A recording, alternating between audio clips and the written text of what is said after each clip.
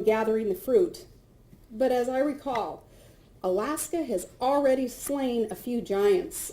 Remember TAPS 30-some years ago? Alaskans were told the oil line would be impossible to build.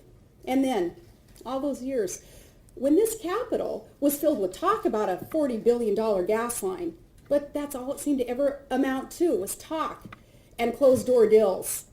Working with you, we shook things up and we passed ethics reform and AGEA and ACES by inviting the private sector via your actions, by inviting the private sector to come in and compete for the right to tap our resources.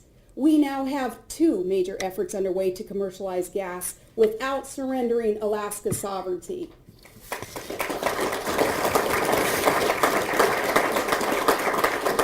Now the big line will be the work of years. Last month we took another step closer to steel pipe when we signed the license with TransCanada Alaska. To further develop, we're commissioning preliminary work on a road to Umiat, and we're pursuing a road to Nome. We need access to our resources. Alaskans, especially in our smaller communities, they're the heartbeat of Alaska with truly so much potential. We need jobs for income and achievement, responsible resource development, including drilling and mining, timber and tourism. It means more jobs, not more government. Now with the big line, every enterprise, every great thing worth doing involves challenges. But we can be confident in this enterprise because it's founded on the fundamental interests of our state and nation. America needs energy, affordable, abundant, secure. With international conflicts and war and environmental concerns, laws and markets seek safe, clean energy, and that's what we offer. The last president supported a gas line, and so does our new president. Because see, even the most promising renewable energy sources still years away from general use. Between then and now, we need a clean interim fuel to power our grid and heat our homes, and natural gas is ideal.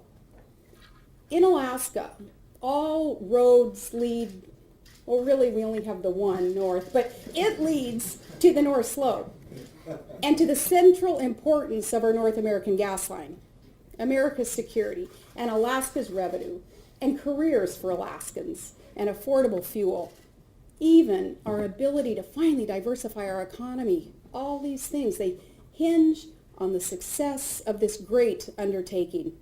And I assure you, the line will be built, gas will flow, and Alaska will succeed. Ironically now, it's the people who live here, Alaskans, they are blessed. We're all blessed with owning the richest resources in the country. Here, we're getting ready to flow 4.5 billion cubic feet of natural gas every day in a huge line. Yet, we have been more vulnerable than other Americans to every rise and fall in energy prices, and yet we own the resources. The solution for our state is much the same as for the rest of the nation, only the source is ours, and it's much closer to us, and delivery can come sooner. We're facilitating a smaller in-state gas line with legislation that we'll hand you next month. My goal is for this in-state line, completion in 5 years. It will carry 460 million cubic feet of gas every day to energize Alaska. That's what our future is going to be built on.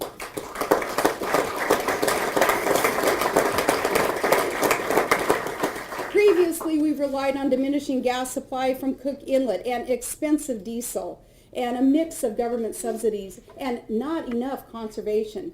And that is not sustainable. And it shouldn't take another spike in energy costs to stir us into action. Alaska will help achieve energy independence and security for our country. And we can lead with a long-needed energy plan for America. But let us begin with energy security for ourselves. And this includes meeting my goal of generating 50% of electric power with renewable sources. That's an unprecedented policy across the U.S., but we are the state that can do it with our abundant renewables and with Alaskan ingenuity. In our energy plan, for the first time, Alaskans will see cooperation among our utilities too. We're going to introduce legislation creating the Joint Utility Corporation to finally accomplish this. No more fractured efforts to generate power along the rail belt via so many different utilities headed in so many different directions. We're going to have coordinated energy generation, power generation that's going to finally make sense to consumers. Energy is key. Governor Hickel again. He spoke of the undeniable tie-in between energy and poverty, energy and peace and life. He said, our answers begin with energy. Freedom depends on it. So does hope. For goals of hope and opportunity and self-sufficiency, government is not the answer, but government can help with energy challenges. In villages, our weatherization programs, they provide jobs and they reduce the cost of living. We're going to continue to support bulk fuel purchases and PCE and power plant upgrades and many other projects that foster opportunities and self-sufficiency. We've got to do this together though. Got to row together as one crew, and that's the only way that we're going to reach those goals.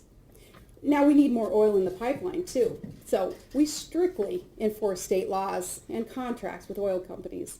We'll hold them accountable with those contracted commitments that they signed. They signed these to develop our resources, as we're expected to keep our word to them.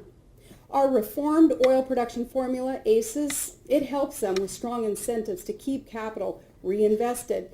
And it is working, with DNR now just announcing a banner year for new companies entering now a competitive oil and gas arena in Alaska. So Alaska, one day there will come a time when our success is not measured in barrels. The goal is multiplicity, an economy made strong by a wealth of petroleum, but not just solely dependent on it. And again, the test of leadership is to be prepared. We need a plan.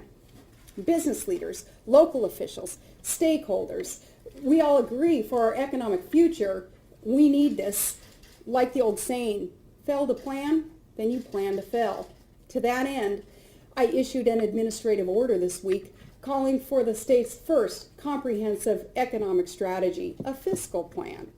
Like our unprecedented energy plan rolled out this month, the Alaska Legacy Plan, it's going to be the first of its kind. It will determine practical strategies to implement today and for the next 50 years.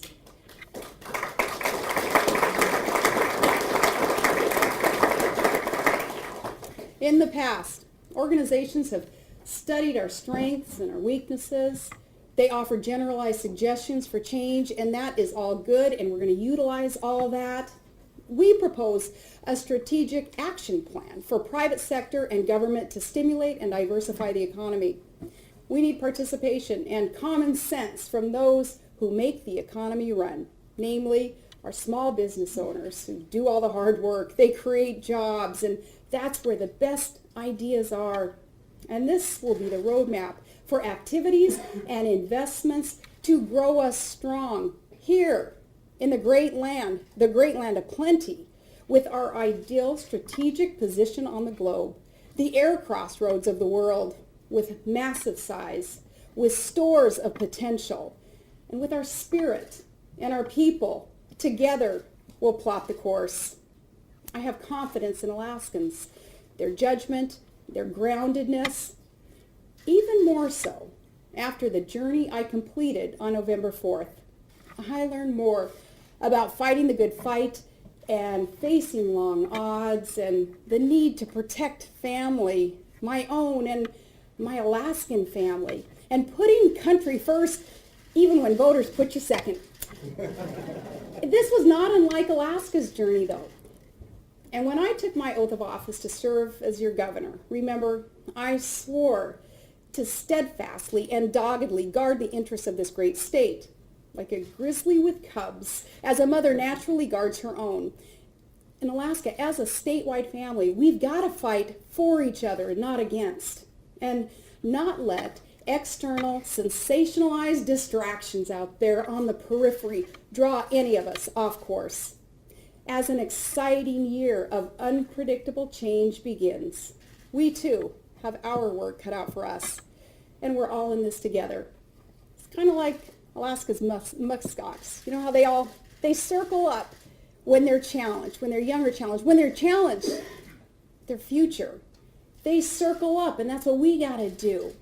We have to know that it's only through unity that this state is going to progress. So protecting and progressing under the Great North Star, legislatures and all of Alaska, I ask that together we all get to work. Thank you, and God bless you.